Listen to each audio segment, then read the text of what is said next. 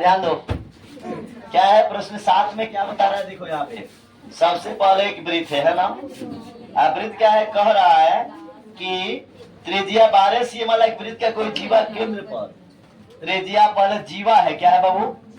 जीवा। ये मान लो केंद्र है, यहाँ से जो त्रिज्या बन रहा है वह कितना सेंटीमीटर का बन रहा है?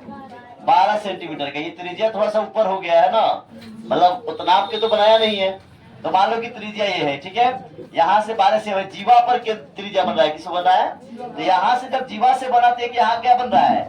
वृत्तखंड बन रहा है। क्या बन रहा है बाबू? वृत्तखंड बन रहा है। और इस वृत्तखंड में क्या होगा कि फिर कह रहा है कि यह 120 डिग्री के केंद्र पर कितना डिग्री कोण बना रहा है? 120 डिग्री। तो अगर हम बात करें तो आर बराबर हो गया कितना सेंटीमीटर? 12 सेंटीमीटर। थीटा बराबर कितना हो गया? 120 डिग्री। ठीक है। इसमें कह क्या रहा है कि पाई का जो मान लेना है 3.14 लेना है। क्या लेना है? फिर यहाँ पे √3 जो आएगा, क्या आएगा? √3, उसका मान आपको लेना है 1.73। फिर क्या कह रहा है? कह रहा है कि संगत वृत्तखंड का क्षेत्रफल ज्ञात करना है। जो एरिया है ना वृत्तखंड का, बस इसका क्षेत्रफल निकाल लेना है। तब वृत्तखंड का क्षेत्रफल क्या होता है आप जानते हैं? वृत्तखंड का क्षेत्रफल जो होता है वो थीटे बटे 360 पाई r square minus 1/2 r square sine theta. ठीक है। आप देखिए, अब यहाँ कटाने पटाने नहीं आएगा तो आपसे बनने वाला है ही नहीं। ठीक है। आप कटा के देखो, यहाँ मान लो हमने थीटा का मान क्या रखा? थीटा का मान कितना रखा? 120। और 360 किसका मान हो गया? 360 फॉर्मूला का दिया है ना, तो 360 गुने पाई का मान कितना है? 3.14। अगर आप 22/7 रख दीजिए तो टेंशन नहीं आएगा। तो 3.14 गुने 12 गुने 12 स्क्वायर का मतलब क्या हुआ?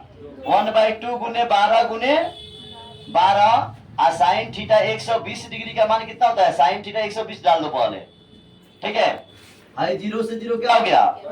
कट गया। 12 कम 12, 12 तिया 36, 3 कम 3, 3 चौके 12। अब आपके पास क्या हो गया?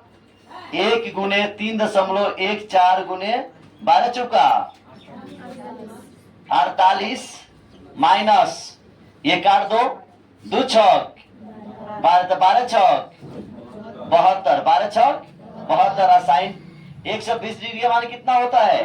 √3/2। यहाँ कोष्ट में लिख दीजिएगा साइन 120 डिग्री बराबर √3/2। क्या करने पर?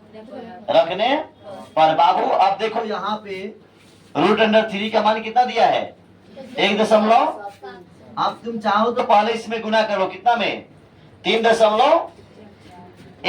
तो 3.14 में कितना से गुना करना है? 48 से गुना करो।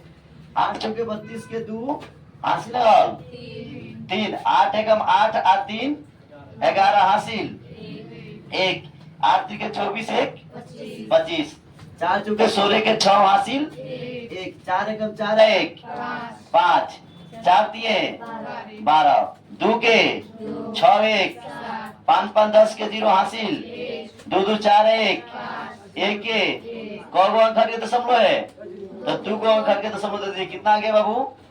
150 दशमलव कितना गया? 72। ठीक है बाबू। आप देखो यहाँ पे क्या हो जाएगा? 150 दशमलव कितना आ गया? 72 घटाओ क्या हो गया? 72 गुने इसके जगह पे कितना रखना है? 1.73। या एक काम करो, इसको पहले काटवा दो। यहाँ पे कितना हो जाएगा? 36 हो जाएगा ना बाबू। तो 36 गुने क्या आ जाएगा? 1.73। कोष्ट में लिख दीजिएगा √3 बराबर 1.73 रखने पर। ठीक है बाबू। अब देखो क्या हो गया। अब यहाँ पे 36 में 1.73 से गुना करो। मान लो कि 173 है, 36 से क्या करना है?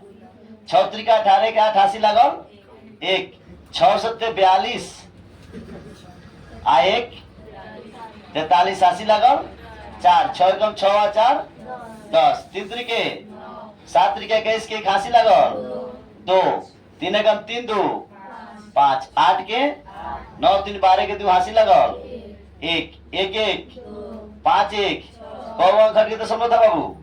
तो 2 अंक हट के दशमलव दे दीजिए। अब क्या हो जाएगा 150.72 माइनस कितना आया था 62.28। अब घटाने की पारी है ना बाबू।